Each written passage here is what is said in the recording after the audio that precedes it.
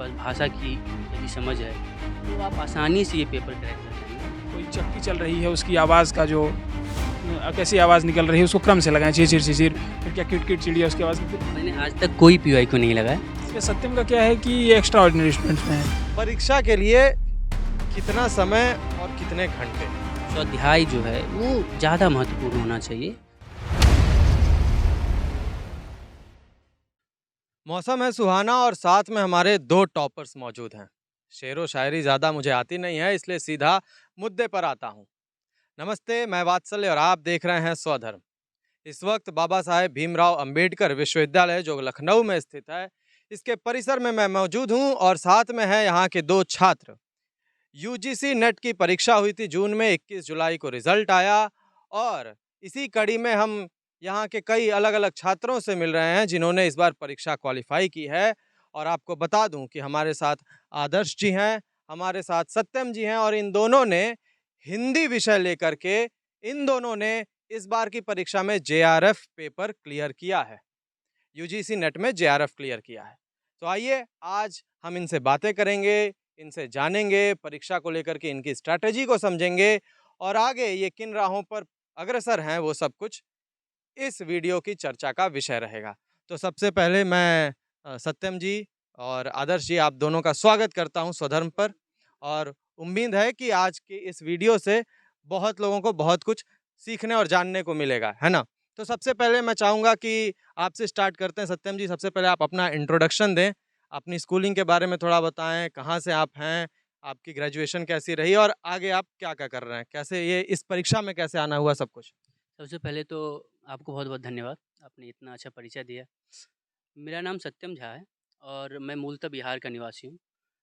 बिहार में एक ज़िला है समस्तीपुर, मैं वो मिथिला क्षेत्र में आता है, तो मैं वहीं का निवासी हूँ और मेरी स्कूलिंग प्राय वहीं से हुई है और मैंने ग्रेजुएशन भी बिहार के दरभंगा ज़िला में एक विश्वविद्यालय है, ललित नारायण मिथिला यूनिवर्सिटी, मैंने वहीं से अपनी ग्रेजुएशन की और स्नातकोत्तर के लिए मैं बाबा साहब भीमराव अम्बेडकर यूनिवर्सिटी में सीयूटी के थ्रू मेरा यहाँ पे चयन हुआ था, तो मैंने हिंदी विषय को लेकर यहाँ पे स्नातकोत्तर का विषय चुना था। और जब मैं यहाँ आया तो मुझे नहीं पता था कि जेआरएफ होता क्या है, यूजीसी नेट होता क्या है। मैंने बस सुना था कभी किसी से, किसी अपने टीचर से कि वो भी दे रहे हैं, लेकिन उनका हो नहीं रहा है। जब मैं यहाँ आया तो मैंने अपने सीनियरों से, जो कि आदर्श भैया थे और भी कई सारे सीनियर थे, उन्होंने मुझे बताया कि जेआरएफ भी कुछ होता है, इसमें फेलोशिप मिलती है, फिर आगे आप पीएचडी करते हो, पीएचडी करने के बाद आप असिस्टेंट प्रोफेसर बनते हो, फिर और जो भी आप चाहो तो आगे आप मतलब बढ़ सकते हो। तो यहाँ आने के बाद मुझे पता चला और जब मैं थर्ड सेमेस्टर में गया, तो ज़बरदस्ती कुछ जो मेरे सीनियर थे, उन्होंने मुझे यूजीसी नेट का फॉर्म भरवाया कि नहीं भरो, भरो। मेरी इच्छा नहीं थी, व्यक्तिगत इच्छा नहीं थी। मैंने भरा और फिर उसके बाद जो आपको भी पता होगा कि जून वाला जो पेपर हुआ था, तो वो कैंसल हो गया था, कुछ वजहों के कारण कि पेपर लीक और भी कई सारी वजह थे उसके कारण। और फिर जब उसका दोबारा पेपर हुआ, तो उसी साल मैंने सबसे पहली बार अपना प्रथम प्रयास दिया था और उस वर्ष मेरा सिर्फ़ नेट ही हुआ था और मैं महज़ 1 या 2 प्रश्नों के कारण मैं चूक गया था जेआरएफ से। फिर मैंने जब दोबारा एग्ज़ाम दिया दिसंबर वाला, इस साल 2024 वाला, उसमें मेरा पहली बार मैंने जेआरएफ मतलब क्लियर किया और फिर अभी दोबारा फिर से मैंने दिया और फिर से मेरा जेआरएफ हुआ है। तो लगातार 2 बार मैंने जेआरएफ किया। तो मतलब 3 अटेम्प्ट अभी तक आप परीक्षा में दे चुके हैं और 2 बार आपने जेआरएफ क्लियर किया। हाँ, 2 बार मैंने जेआरएफ क्लियर किया। बहुत शानदार। आदर्श जी से हम बात करेंगे। तो आदर्श जी आप अपने बारे में बताएँ, अपना आपकी स्कूलिंग वगैरह के बारे में, कहाँ से आप आते हैं और इस परीक्षा में आपका कैसे आना हुआ? सबसे पहले स्वधर्म को धन्यवाद इतना बढ़िया कंटेंट क्रिएट करने के लिए। मेरा नाम आदर्श पांडे है, मैं मूलतः प्रतापगढ़ का निवासी हूँ। मेरी स्कूलिंग प्रतापगढ़ से हुई है और ग्रेजुएशन मेरा इलाहाबाद विश्वविद्यालय से बीकॉम ऑनर्स था। बीकॉम था, ऑनर्स नहीं था। फिर उसके बाद मैंने हिंदी साहित्य के लिए अप्लाई किया, मतलब मेरा हिंदी पढ़ने का ही मन था लेकिन घर वालों ने बीकॉम करवा दिया। फिर मैं बीबीएयू आया और यहाँ पे पहले अटेम्प्ट्स मैंने नेट दिया और मेरा लगातार 5 बार नेट हुआ, मतलब पिछले 2 बार से मेरा 1 क्वेश्चन से फिर 2 क्वेश्चन से ऐसे रुका रहा था। पिछली बार मेरा 104 था, 105 कट ऑफ चली गई थी, तो उस वजह से नहीं हो पाया था। फिर इस बार मेरा जेआरएफ क्लियर हुआ, 110 क्वेश्चंस मेरे सही रहे। इस परीक्षा की तरफ इसलिए भी आया कि मेरे भैया पीएचडी कर रहे थे और उन्होंने बताया था कि एक ऐसी परीक्षा होती है, इसमें आर्थिक स्वावलंबन मिल जाता है आप पोस्ट ग्रेजुएशन के बाद तुरंत। तो इसी वजह से मैं इस परीक्षा की ओर आया था। और रुचि जो है वो आकर्षित कर ही लेती है, जैसा कि आपने बताया कि बीकॉम में आपको करना पड़ा, आपकी रुचि नहीं थी उधर, लेकिन फिर आप हिंदी की ओर चली आई हैं। बहुत बढ़िया, भाषा की एक खूबसूरती भी होती है और जितने हम भाषा में माहिर होते हैं, उतना हमें लोगों से बातचीत करने में और उस भाषा को भी एक्सप्लोर करने में बड़ा आनंद आता है ना? तो सबसे पहले हम आपसे जानना चाहेंगे, आपने बता दिया आपका कितने अटेम्प्ट्स आपने दिए। सो मिथ्स क्या-क्या हैं बेसिक इस पेपर को लेकर के? सबसे पहला जो मिथ्स है वो ये है, मुझे जो लगता है कि एक ये हो सकता है कि मेरा व्यक्तिगत अनुभव हो, हुँ, मैं किसी पे कटाक्ष नहीं करूँगा, हुँ, हुँ, कि मैंने 3 बार ये अटेम्प्ट दिया और तीनों बार मुझे ये लगा कि जैसा कि बहुत सारे लोग कहते हैं कि बहुत हार्ड पेपर होता है, बहुत पढ़ना पड़ता है या बहुत कुछ। मुझे ऐसा लगता है कि शायद यही सबसे बड़ा मिथ है। मुझे जहाँ तक लगता है कि अगर आप ढंग से अगर एकाग्र होके और महज़ कुछ महीने 2, 4, 5 महीने अगर आप ढंग से पढ़ लें और आपके पास अगर समझ है विषयों की, आपके पास भाषा की यदि समझ है, तो आप आसानी से ये पेपर क्रैक कर जाएँगे। और एक और समस्या जो कि इसमें जो कि मूलतः हिंदी जिन्होंने शुरू से ही पढ़ी है और उनको सबसे ज़्यादा दिक्कत यही आती है कि पेपर 1 को लेके। कि अभी मेरे ही कई सारे मित्रगण हैं कि उनका पेपर 1 ही नहीं हो पा रहा है। पेपर 1 में 50 में से 20 क्वेश्चन, 15 क्वेश्चन ऐसे वो सही कर पा रहे हैं। तो मैथ को लेके, रीज़निंग को लेके जो आपकी बेसिक समझ होनी चाहिए, वो मुझे लगता है कि हिंदी वाले थोड़ा उसमें पीछे रह जा रहे हैं। जैसे कि मेरा ही ग्रेजुएशन तक बैकग्राउंड मेरा हिंदी नहीं रहा है। मेरा जो ऑनर्स है वो फ़िज़िक्स से मैंने किया है ग्रेजुएशन, तो मैथ, फ़िज़िक्स, केमिस्ट्री ये सब मेरा कोर जो कह लीजिए कि मेरे कोर सब्जेक्ट हैं। तो इसके कारण पेपर 1 मेरे अच्छे रहे और पेपर 1 अच्छा रहने के कारण है कि हर बार मेरा कभी मैं रुका नहीं। बस एक बार ही मेरा वो भी एक क्वेश्चन से रह गया था, नहीं तो कभी मैं रुका नहीं। तो ये एक सबसे बड़ा मिथ है मुझे जो लगता है। डायरेक्ट हम पेपर पे आ चुके हैं। पेपर 1, पेपर 2 2 अलग-अलग पेपर्स होते हैं। पेपर 1 में जो है कि कंबाइंड होता है सब कुछ, रीज़निंग वगैरह ये सारी चीज़ें होती हैं, टीचिंग एप्टीट्यूड होते हैं और पेपर 2 कोर होता है हिंदी विषय पे। सो आदर्श जी, आपने ये पेपर 1 और पेपर 2 की तैयारी किस प्रकार की? स्ट्रैटेजी क्या रही? पेपर 1 से शुरू करेंगे। दरअसल पेपर 1 को लेके मैंने सीरियस बहुत था नहीं, क्योंकि मेरा हिंदी विषय था और मैं इसलिए नहीं पढ़ा, मैं कभी परीक्षा के पैटर्न को दरअसल समझ के नहीं पढ़ा, इस वजह से भी मुझे टाइम लगा।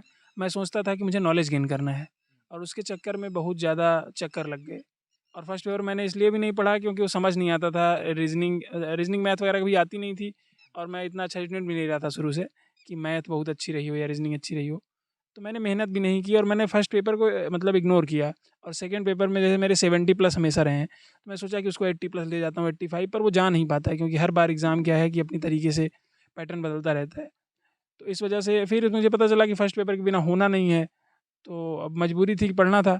तो मैंने टेक्स्ट बुक पे प्रीवियस ईयर खूब लगाया, मतलब इतना लगाया कि एक-एक क्वेश्चन 10-10 बार लगा के, मतलब एक-एक क्वेश्चन पेपर आप समझिए कि मैंने 5-6 बार लगा दिए, तो आंसर्स रट गए मुझे। और मेरा फर्स्ट पेपर में जो सही हुए क्वेश्चंस डीआई तो मान लीजिए मैंने प्रैक्टिस करके सही किया था, बाकी जो है वो प्रीवियस ईयर आए वही सही हुई है। मतलब ऐसा नहीं था कि कोई नई क्वेश्चन आए और मेरे सही हो गए, ऐसा कुछ नहीं था। प्रीवियस ईयर जो आए उनके ऑप्शंस रट गए थे, इस वजह से मेरा फर्स्ट पेपर सही हुआ और सेकंड पेपर तो हमेशा से मेरा ठीक था, मतलब 70 प्लस तो जाता ही था इस वजह से। ये बात आपने बड़ी सही बताई। कड़ी दर कड़ी परतें खुलती जा रही हैं। पेपर 1 से बात हमने शुरू करी थी, वहाँ पे आप फिर पेपर पीवाईक्यूज़ लेकर के आए। सो पीवाईक्यूज़ पे पहुँचने से पहले पेपर 2 की हम बात करेंगे। कोर सब्जेक्ट है, कोर विषय का सब्जेक्ट है। हिंदी में पहले आप एक बार सिलेबस बताएँ कि पेपर 2 में क्या-क्या चीज़ें होती हैं? जैसे कि पेपर 2 का सिलेबस जहाँ तक मुझे याद है, एक तो है कि उसका जो कोर होता है कि आपको टेक्स्ट उसमें कुछ मतलब टेक्स्ट हैं, वो आपको पढ़ने होते हैं, जिसमें कि उपन्यास होते हैं, कहानी होती है, कविता होते हैं और निबंध हो गया, नाटक हो गया और भी बहुत सारे कुछ होते हैं, अन्य गतिविधा भी होती है। तो एक तो है कि जो आपको टेक्स्ट यूजीसी नेट ने दिया है, उसको आपको पढ़ना है, उस पे आपको आपके मतलब कह लीजिए कि 40% के आस-पास क्वेश्चन उसी पे रहते हैं। दूसरा होता है काव्य शास्त्र है आपके में, जिसमें कि भारतीय काव्य शास्त्र हैं, पाश्चात्य काव्य शास्त्र हैं, वो भी होते हैं। प्लस में हिंदी साहित्य का इतिहास है, वैचारिकी है और भी कई तरह के ऐसे ये मूल हैं कि इतने पे अगर आपका कमांड है, तो आप पेपर निकाल ले जाएँगे और भी कुछ-कुछ हैं सिलेबस। ठीक है, तो अगर एक तो ये हो गया कि आपके सिलेबस ये हो गए। अब ये है कि इनमें कुछ-कुछ ऐसे टॉपिक्स हैं जो कि मतलब एक तो मुझे भी कठिन लगे थे जब मैंने जब पहली बार दिया था। और अभी मेरे कुछ मित्र हैं जो कि दे रहे हैं, वो भी कहते हैं कि ये कहाँ से पढ़ें, ये कहाँ से पढ़ें? ये समस्या बार-बार आती रहती है कि ये कहाँ से पढ़ें? इसको पूरा डीप में जाके पढ़ना है या फिर थोड़ा इसको छोड़ सकते हैं कि मतलब चलो ठीक है, हल्का ऊपर से पढ़ लिया, बाकी छोड़ दिया। तो कुछ-कुछ टॉपिक्स ऐसे भी होते हैं जिनको कि आपको शायद मुझे लगता है कि उसको थोड़ा आप ऊपर से पढ़ लें, बहुत डेप्थ में ना जाएँ। क्योंकि उससे क्वेश्चन 1-2 बनते हैं, आप उसी में पूरा अपना टाइम खपा दिए, तो फिर क्या ही मतलब है? तो फिर अब जहाँ से बहुत ज़्यादा प्रश्न आ रहे हैं, आपको उस पे ज़्यादा फ़ोकस करना चाहिए, मेरे हिसाब से। कि एक स्ट्रैटेजी होती है ना कि जिसको बोलते हैं कि आप गोल फ़ोकस्ड हैं, कि गोल क्या है? कि आपको इतने नंबर लाने हैं, नंबर कहाँ से आएँगे? ये क्वेश्चन ये टॉपिक हैं, यहाँ से ये इतने-इतने क्वेश्चन बन रहे हैं। अब उनमें से सबसे ज़्यादा क्वेश्चन किस टॉपिक से बन रहे हैं? आप उस टॉपिक को पकड़िए। तो एक ये भी एक चीज़ होती है कि गोल आपने क्या सेट करके रखा है। हुँ। ये बिल्कुल सही बात है। अगर हम किसी कॉम्पिटिटिव एग्ज़ाम में बैठ रहे हैं, अपीयर हो रहे हैं, तो उसके लिए स्ट्रैटेजी तो महत्वपूर्ण है। और फिर जैसा इन्होंने बात करी कि कौन-सा टॉपिक अधिक महत्वपूर्ण है, कौन-सा टॉपिक है जिस पे ज़्यादा फ़ोकस होना चाहिए, किस टॉपिक से बचना चाहिए। फिर उसके बाद आती है कि मुझे क्या रुचिकर लगता है। ये सब कैसे आपने पेपर 2 में फ़िगर आउट किया? आपके पसंदीदा टॉपिक्स कौन-कौन से रहे? ये बताएँ। जैसे लोग मुख्यतः क्या करते हैं कि हिंदी साहित्य का इतिहास जो है बिल्कुल छोड़ देते हैं। उनको लगता है कि ये बहुत बड़ा पोर्शन है, इसको हम कंप्लीट नहीं कर पाएँगे।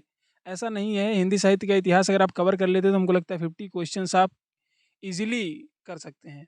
उसमें कोई समस्या नहीं आनी है। आपने हिंदी साहित्य का इतिहास बच्चे क्या कहते हैं, जैसे मेरा एक दोस्त है उसने कहा कि ये बताओ कि हिंदी साहित्य का इतिहास छोड़ के अगर हम पढ़ें और कुछ टेक्स्ट जो लगे हुए हैं जैसे उपन्यास हो गए, अन्य गद्य विधाएँ हो गई, इनको छोड़ दें तो एग्ज़ाम कैसे क्रैक होगा? तो एग्ज़ाम नहीं क्रैक होगा फिर। और जैसे कुछ बच्चे क्या करते हैं कि टेक्स्ट पढ़ते हैं उसमें बहुत डीप चले जाते हैं कि जैसे हमारे यहाँ एक प्रश्न आया था कि कोई चक्की चल रही है उसकी आवाज़ का जो कैसी आवाज़ निकल रही है उसको क्रम से लगाएँ छिर-छिर, छिर-छिर फिर क्या किट-किट चिड़िया उसकी आवाज़ करती है। तो ऐसे जब ऐसे प्रश्न आ जाते हैं तो लोगों ने इसके दरमियान जितने भी प्रश्न आते हैं जो छोटे-छोटे हैं उसको सबको रट लेते हैं और उससे 1-2 क्वेश्चन्स आते हैं और इतिहास जब आप पूरा छोड़ के ये सब चीज़ों को रटना शुरू करते हैं, थोड़ी मुश्किलात सामने आती हैं। तो हमको लगता है कि जैसे मेरे लिए व्यक्तिगत था तो मैंने इतिहास बहुत पढ़ा था। मतलब मैं हिंदी साहित्य ही पढ़ता था, फर्स्ट पेपर पढ़ रहा होता तो अभी तक हो गया होता। तो इतना पढ़ा हुआ था कि उसमें समस्या नहीं आई। हाँ, जो ये यूनिट्स थी जिसमें उपन्यास हो गए, कविता हो गई, कहानी हो गई, ये सब मैंने 3-4 बार पढ़े थे। तो ये सब मेरे साथ अ, आसानी आई मतलब पेपर में।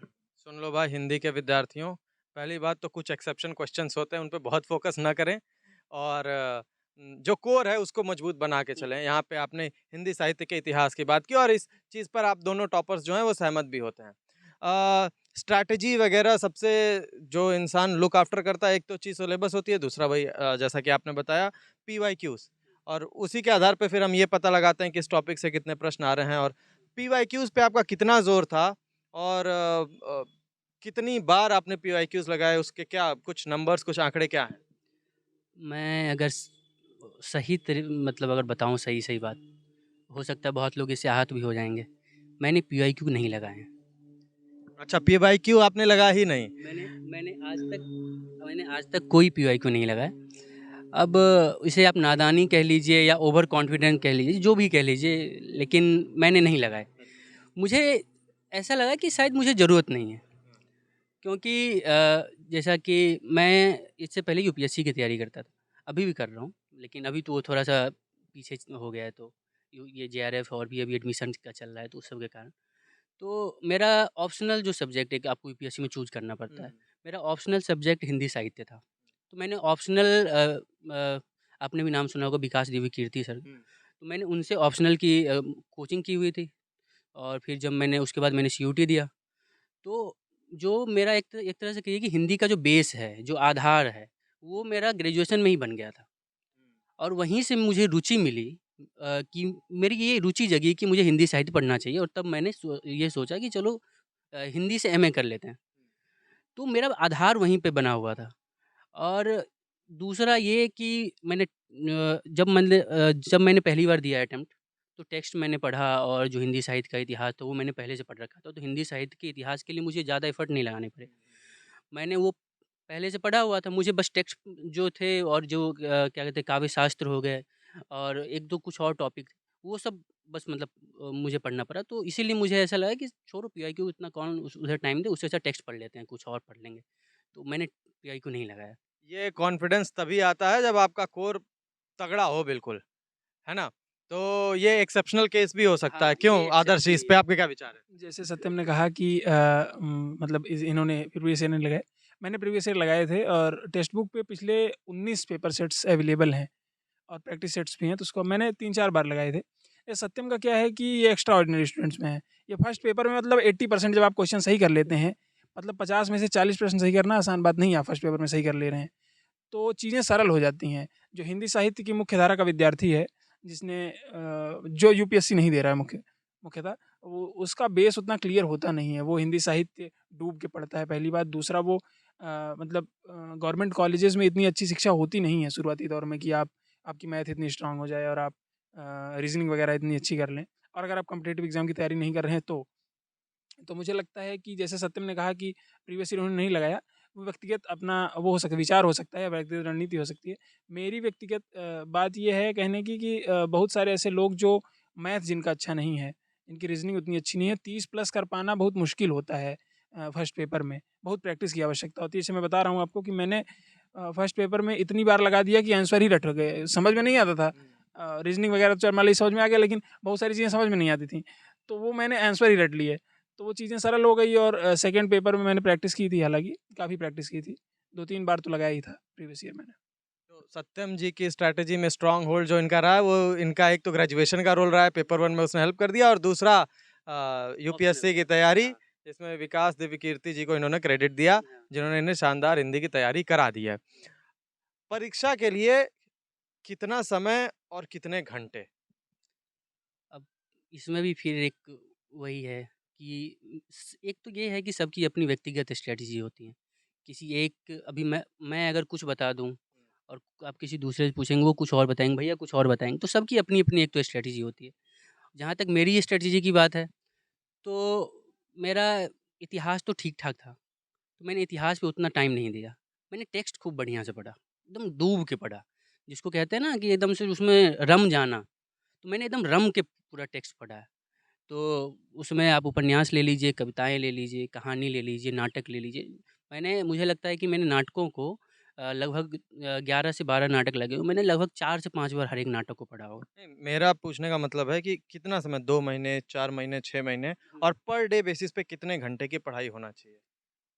मैंने तो 2 महीने ही इसकी तैयारी की थी, मतलब हर बार मुझे इतना ही समय एक तो मिल पाता था और 2 महीने मुझे लगता है कि अगर आप 4 से 5 घंटे अगर आप डेली या 6 घंटे अगर आप पढ़ रहे हैं, तो ये मुझे लगता है कि पर्याप्त है।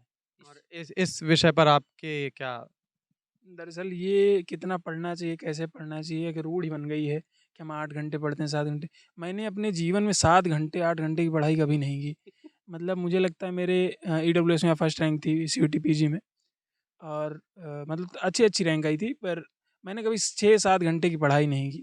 2 घंटे पढ़ लिया, 3 घंटे पढ़ लिया, 4 घंटे पढ़ लिया और मैंने मास्टर्स करते हुए दरअसल मैंने पूरा अपना जीवन जो है बड़ा एन्जॉय किया था। दोस्त बनाए, अच्छे से घूमा-फिरा, तो बहुत सीरियस लेके मैंने पढ़ाई नहीं की थी। पिछले 1 साल में मैंने थोड़ी बहुत पढ़ाई की है, लेकिन उसमें भी ऐसा नहीं रहा, मैं 3 घंटे, 4 घंटे से ज़्यादा कभी व्यक्तिगत जीवन में पढ़ा भी नहीं हूँ। जो लोग बहुत कहते हैं यार 7 घंटे, 8 घंटे पढ़ सकते हैं, हो सकता है उनकी व्यक्तिगत क्षमता हो ये, कि वो इतना देर बैठ पाते हों कुर्सी पे। मेरी व्यक्तिगत क्षमता इतनी नहीं है कि मैं 7 घंटे, 8 घंटे पढ़ पाऊँ। मेरा ये है कि मैं जितना पढ़ता हूँ, उतना पचा लेता हूँ, मेरी व्यक्तिगत राय ये है, कि जितना आप पढ़ रहे हैं उतना पचा लीजिए। जैसे मैं जितनी देर पढ़ता हूँ, अगर मैंने चंद्रगुप्त नाटक पढ़ा जयशंकर प्रसाद का, तो मैंने उसके डायलॉग बोले हैं बालकनी में खड़े होके अपनी।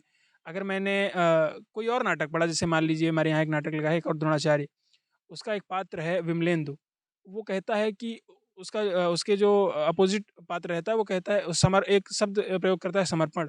तो वो कहता है सामने वाला कि समर्पण शब्द वापस ले मूर्ख, मैं तुम्हारे क्लास में बैठा हुआ कोई तुम्हारा विद्यार्थी नहीं हूँ जो तुम्हारे भारी भरकम शब्दों के शब्द जाल में आ जाऊँगा। तो मेरे लिए जैसा ये डायलॉग्स नहीं है, ये मतलब मैं व्यक्तिगत जीवन में इसको शामिल करता हूँ। तो मैं जितना पढ़ता था, मैं उतना पचा लेता था। उतना ही पढ़ता हूँ जितना मुझसे पच जाए। ऐसा नहीं था कि मैं बहुत पढ़ लिया और मेरे समझ में नहीं आ रहा है या रट गया। रटना मुझसे हो नहीं पाता है क्योंकि मैं रट नहीं पाता हूँ। मेरी बड़ी समस्या है कि मैं रट नहीं पाता हूँ। तो जितना मैंने समझा उतना मैंने पढ़ा और वही काम आया। एक और दुर्योधन इसी नाटक का आपने एक और हाँ, क्षमा चाहता हूँ, एक और द्रोणाचार्य। हाल ही में मैंने बीएनए लखनऊ में यहाँ बीएनए है, भारतेंदु नाटक अकेडमी, यहाँ पे इसको अभिकृत किया था, अभिनय किया था लोगों ने, तो हाल ही में मुझे ये नाटक देखने का भी अवसर प्राप्त हुआ। बहुत सुंदर नाटक है। सो तो मतलब कुल मिला के कंसंट्रेशन और कंसिस्टेंसी ये कहना चाह रहे हैं आप? ये हम कहना चाह रहे हैं हाँ। कि कंसिस्टेंसी, जैसे मैंने 2 ही 3 घंटे पढ़ा, पर मैंने रोज़ पढ़ा। जैसे कि मैंने तय कर लेता था कि अच्छा, जैसे इसमें एक बहुत बड़ी बात ये है कि अगर आपने सब कुछ धीरे-धीरे कवर कर लिया है, तो दृष्टि की जो बुक है हिंदी साहित्य की, वो बड़ी परफेक्ट किताब है। अगर आप उसको पढ़ लेते हैं और आपको वो पूरी ठीक तरीके से पता चल जाती है, तो 80 प्रश्न हमको लगता है हिंदी साहित्य की किसी भी परीक्षा में आप सही कर सकते हैं। तो ये सब पढ़ने के बाद जब मैं उसको रिवाइज़ करता था, तो मेरा ये रहता था कि 1 यूनिट 1 दिन में रिवाइज़ कर लेनी है। तो मैंने 6-7 बार रिवाइज़ कर लिया और वो आसान हो गई उस वजह से चीज़ें। सो बातचीत में ही बहुत सारे सोर्सेज़ भी इन्होंने बता ही दिए हैं, आपने सुने हैं, नोट भी कर लिए होंगे आपने। एक सवाल ये है कि ऑनलाइन माध्यमों का कितना आपने उपयोग किया इस अपनी पूरी तैयारी के दौरान? ऑनलाइन माध्यमों का मैंने किताबें जो मतलब फ़िज़िकल फ़ॉर्म में होती हैं, वो बहुत कम खरीदे हैं। मैंने पीडीएफ से बहुत सारी किताबें पढ़ी हैं। जितने भी नाटक या फिर उपन्यास थे, मैंने पीडीएफ से ही पढ़े हैं बहुत सारे। तो अगर आप इसको ऑनलाइन में अगर कंसीडर कर रहे हैं, तो एक तो ये मेरे सोर्स थे ऑनलाइन में। दूसरा यदि यूट्यूब की बात करें, तो यूट्यूब पे मैं ज़्यादा गया नहीं, ख़ास करके हिंदी साहित्य और मतलब पेपर 1 के लिए। अब ये मेरी व्यक्तिगत रुचि थी, बहुत सारे लोग जाते हैं, बहुत सारे मेरे भी सहपाठी हैं, वो जाते हैं, बहुत सारे टीचर्स हैं। तो मुझे ऐसा लगा कि शायद जो आप सेल्फ स्टडी करते हैं, स्वाध्याय जो है, वो ज़्यादा महत्वपूर्ण होना चाहिए, बजाय इसके कि आप 5-5 घंटे के लेक्चर देख रहे हैं, सुन रहे हैं। उसकी बजाय आप बैठ के अगर 3 घंटा ढंग से अगर पढ़ लें, तो मुझे लगता है वो ज़्यादा बेहतर है। अ, ऑनलाइन माध्यमों का आपके लिए क्या रोल रहा? जैसे जब आप सिलेबस पूरा कवर कर लेते हैं, तो ऑनलाइन चीज़ों को टटोलने में आपकी समझ जो है ज़्यादा बेहतर हो जाती है। मुझे फर्स्ट पेपर नहीं आता था, इसलिए मैंने कुमार भरत को पढ़ा और वो बड़े अच्छे टीचर हैं। मैं मतलब एप्रिशिएट कर रहा हूँ उनको इनडायरेक्टली कि फर्स्ट पेपर में बहुत अच्छी तरीके से, बहुत कम समय में बेहतर अगर तैयारी कराने वाला कोई व्यक्ति है, तो वो कुमार भरत है और प्रीवियस ईयर आप प्रैक्टिस करिए।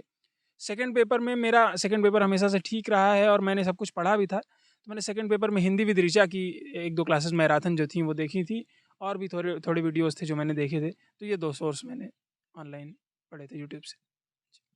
बहुत शानदार। अब अ, आप दोनों की जेआरएफ क्लियर कर चुके हैं। स्वावलंबन की आपने बात करी थी, तो जेआरएफ करने का ये बेनिफिट आपको मिलेगा ही कि आप अपनी रिसर्च कर रहे हैं, साथ-साथ में आप अपने खर्च भी वहन कर पाएँगे। तो आगे की दिशा क्या रहने वाली है? अभी तो यही है कि एडमिशन लेना है पीएचडी में और शोध कार्य को आगे बढ़ाना है और एक निकट भविष्य की ये संभावना मुझे संभावना कहिए या फिर मेरी आकांक्षा कहिए, मेरी इच्छा है कि मैं सिविल सर्विसेज में कहीं सिलेक्ट हो जाऊँ तो। डॉक्टर सत्यम सिविल सर्विसेज़ में जाएँगे। सही बात। अ, आपकी आगे की तैयारी क्या रहने वाली मैं मूलतः मैं मतलब ऐसी जॉब्स में, जैसे इन्होंने कहा ये इनकी व्यक्तिगत मतलब ये अच्छी चॉइस है, बहुत लोग, मेरा भी एक दोस्त है वो चॉइस। हमको मतलब मैं लगता है कि मैं ऐसी जॉब्स कर नहीं पाऊँगा, बहुत फ्रस्ट्रेटेड जॉब्स हैं और जिसमें ज़्यादा ज़िम्मेदारी का निर्वहन करना हो, वहाँ मैं कर नहीं पा ज़िम्मेदारियाँ दरअसल मुझे बाँधती हैं और मैं बहुत बंधन से दूर रहना चाहता हूँ। तो मैं ये मेरी ये इच्छा है कि भविष्य में मैं असिस्टेंट प्रोफ़ेसर हिंदी साहित्य में मैं बनूँ और जैसे मेरी पहले से इच्छा थी कि मैं जब क्लास पढ़ाऊँ, तो क्लास ना हो के एक शो हो।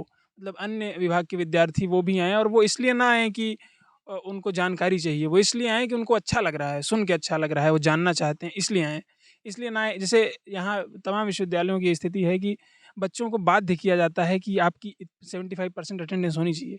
हमको लगता है कि जब आप क्लास उतनी अच्छी तरीके से पढ़ाएँगे, उतने क्रिएटिव तरीके से पढ़ाएँगे, तो ये बाध्यताएँ खत्म हो जाएँगी कि 75% के बच्चे आएँ और वो नहीं भी आते हैं। कुछ बच्चे होते हैं जो जैसे जो वन डे एग्ज़ाम की तैयारी करने वाले होते हैं, उनको उनसे बहुत मतलब नहीं होता क्लास-वास से हिंदी साहित्य में कि हम क्लास करने आए ना हैं। पर मेरा ये व्यक्तिगत मत है और इच्छा भी है कि मैं जब क्लास पढ़ाऊँ, तो इस तरीके से पढ़ाऊँ कि लोगों को बुलाना ना पड़े कि आप 75% अटेंडेंस लगाइए आके। तो मेरी व्यक्तिगत इच्छा ये है कि मैं भविष्य में असिस्टेंट प्रोफ़ेसर के पद पे। बिल्कुल, बिल्कुल। होना भी यही चाहिए, क्लासरूम एक्टिविटीज़ इसी प्रकार की होनी चाहिए। क्लासरूम्स इंटरैक्टिव होने चाहिए और हमें खुशी है कि हमारे आने वाले भावी प्रोफ़ेसर्स इस तरह की आकांक्षाएँ रखते हैं। सो आखिरी सवाल आप दोनों से, जो अभ्यर्थी हैं, जो आकांक्षी हैं, जो आपका ये इंटरव्यू देख रहे हैं, एक शॉर्ट मैसेज आप दोनों की तरफ से एक-एक मैसेज क्या रहेगा? मतलब हमको लगता है कि इस परीक्षा को बहुत ज़्यादा सीरियस लेके आप मत पढ़िए।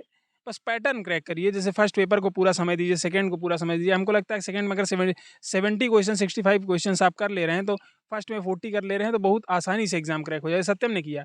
सत्यम का जो पैटर्न था वो बड़ा अच्छा था कि फर्स्ट पेपर स्ट्रांग है ही है, उस पर थोड़े मेहनत करेंगे तो सेकंड में उतना लोड नहीं आता। मेरा ये था कि 70 कर ले रहा हूँ, नहीं यार इसको 85 ले जाना है, 80 ले जाना है, और 80 कभी हो नहीं पाता। हर एग्जाम में आप इतना नहीं, इस बार मेरे 77 थे और 33 फर्स्ट पेपर में थे। तो इस वजह से कि आप बहुत ज़्यादा नहीं बढ़ा सकते हैं स्कोर को। तो जो चीज़ कमज़ोर है, जैसे फर्स्ट पेपर कमज़ोर है, उस पर आप मेहनत करिए और सेकंड पेपर भी टाइम दीजिए। आपकी ओर से? मेरा भी यही है कि मैंने जो देखा है आसपास कि जो प्योर हिंदी बैकग्राउंड से आते हैं, उनके पेपर 1 बहुत ही कमज़ोर होते हैं। वो मतलब 15 या फिर 20 उससे ज़्यादा नहीं ले पा रहे। अभी मेरे एक बहुत सीनियर हैं, मुझे नाम शायद नहीं लेना चाहिए था।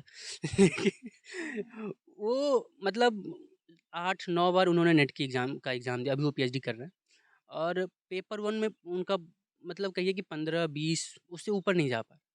तो पेपर 1 पे ज़्यादा फ़ोकस करने की ज़रूरत है, जो जो मतलब प्योर अगर हिंदी बैकग्राउंड से आ रहे हैं उनके लिए। उनको पेपर 2 में उतनी मतलब उतना मेहनत करने की उनको ज़रूरत नहीं है, जितना कि पेपर 1 पे मेहनत करनी है। अगर पेपर 1 में आप 30-35 अगर ला पा रहे हैं, 30 से ज़्यादा, तो आप पेपर 2 में निश्चित है कि आप 70 के आस-पास तो रहेंगे ही रहेंगे।